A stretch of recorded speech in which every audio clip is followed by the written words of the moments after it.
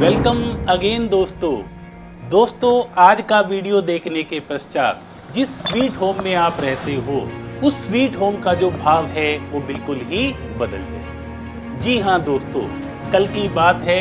कल मैं एक बैंक में गया और वहाँ पर मुझे एक बुजुर्ग मिले और बुजुर्ग ने ये कहा कि कृपया करके मेरी बैंक स्लिप आप भर दीजिए। जैसे ही मैंने बैंक स्लिप भरी, उस बुजुर्ग के थोड़े बहुत हाथ कांप रहे थे और बुजुर्ग ने वहां से पेमेंट विड्रॉ की और पेमेंट विड्रॉ करने के पश्चात वो जैसे ही बाहर आए तो मुझसे ये निवेदन करने लगे कि मुझको एक आप रिक्शा भी कर दीजिए। तो मैंने बुजुर्ग को ये कहा कि मैं ही आपको घर पे छोड़ देता हूँ।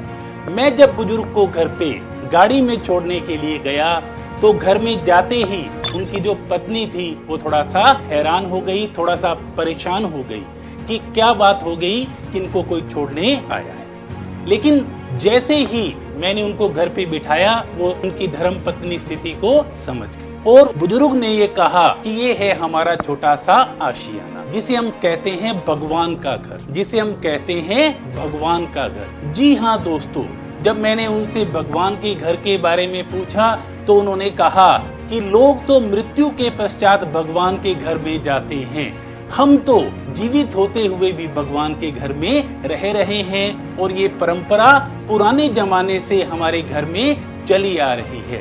दोस्तों, मैं ये सोचने को मजबूर हो गया कि बुजुर्ग की इतनी बढ़िया सोच कि भगवान का घर और भगवान के घर में हम रहते हैं।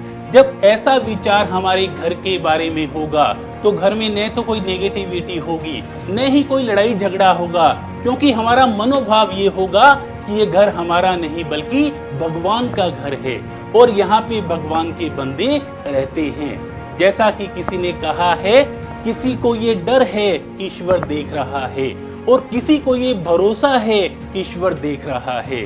दोस्तों, हमें भगवान पे भरोसा रखना है और अपने स्वीट होम को आज से हमें भगवान का घर मानना है और भगवान के घर में जो प्रेम, प्यार, स्नेह मिलेगा उससे हमारा जो परिवार है उसमें पूरी की पूरी खुशहाली आ जाएगी। इन्हीं शुभकामनाओं के साथ थैंक यू सो मच।